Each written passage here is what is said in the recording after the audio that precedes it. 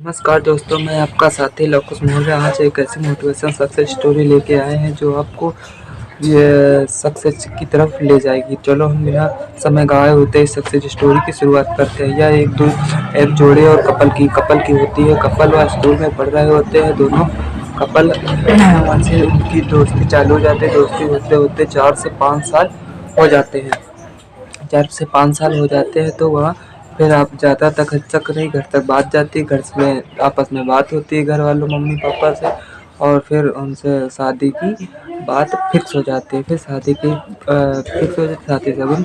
जिस दिन शादी जा रही होती है, घर जाते ही वक्त लड़की ने कहीं फॉर्म डाल रखा था किसी जॉब के विषय में, आईपीएस के विषय में। तो लड़की जॉब उसी दिन उसका रिजल्ट आ जाता है। दरअसल में रिजल्ट आ जाता है शादी। अब उसकी जो बड़ी बहन होती है तो वह उसको पता चलता है कि इसका रिजल्ट आ गया, जो कि यह बहुत मतलब बढ़िया नौकरी थी। जो उसके ससुराल पहले बेटी चली जाती है तो शायद बहुत से लोग ऐसे होते हैं जो अपनी बहू को नौकरी नहीं करने देते हैं। तो वो उसकी बहन सोचती है कहीं ऐसा ना हो जाए कि इसके घर वाले ऐसा नौकरी ना करने दें। तो फिर यह अपने पापा से कहती है बात। तो वह पापा को बताती है। हाँ, पापा को बताती है तो यह बात सबको पता चल जाती है। तो फिर उसकी बहन पापा को शादी करने के लिए मना कर देते हैं।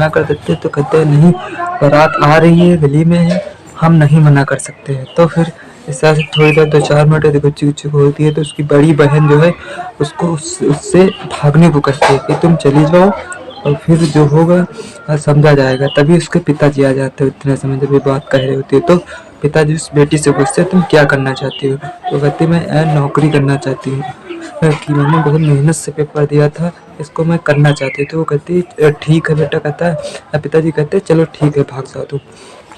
तो फिर वह पीछे के रास्ते से वो भाग जाती है। तो फिर बारात आ रही होती, जैसे आती है फिर सारे द्वार 4 होता है, बाकी बकायदा शादी का प्रोग्राम होता है। फिर वहीं सब पता चलता है कि लड़की की जब ज़रूरत पड़ती है तो बुलाती है। वहाँ शोर मचाता है कि लड़की तो भाग गई। तो वहाँ हाहाकार मच जाता है। तो फिर लड़की के पक्ष वालों ने दिमाग लगाया है कि ऐसा नहीं, जैसे आजकल दहेज प्रथा वाला रिवाज चल रहा है वैसे लगाते हैं कि दहेज न देने के कारण ऐसे शादी रोक दी गई।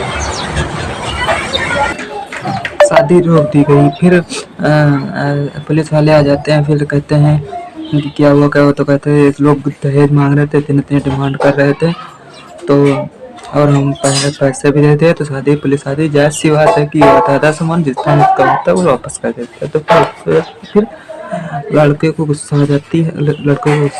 वह फिर अंदर ही अंदर घुटन हो जाता कि मैं इससे बड़ी जॉब करूँगा, इसको नीचे तक ले आया। दरअसल में कहानी है तो कुछ साल बीत जाते हैं, चलते रहते हैं रिश्ता पर।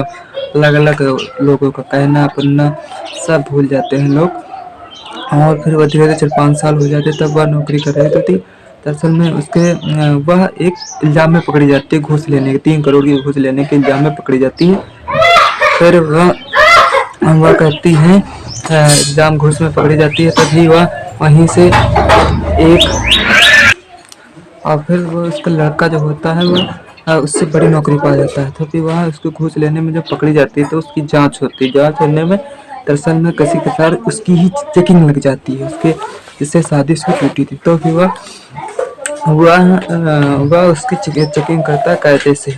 दरअसल में चेकिंग करता है तो वह दरअसल में घूस नहीं लिया था उसने, उसको इल्ज़ाम में झूठा फंसाया जाता है। उसके चक्कर में उसके आगे पीछे वाले जो होते हैं वही फंसाते हैं। तो फिर वह लड़का उससे बदला लेता है। तो फिर यही होता है कि वह इल्ज़ाम में उसको दिखा दिया कि मैं भी कुछ कर सकता हूँ।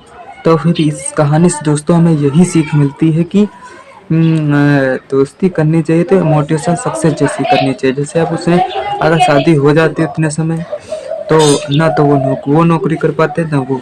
दरअसल में इश्कबाजी ऐसी करो कि हमें सक्सेस की ओर ले जाए, कि हमें सक्सेस पहले पा लेनी चाहिए, फिर तो एक जगह एक रिश्ते आएंगे और एक जगह की शादी होंगी।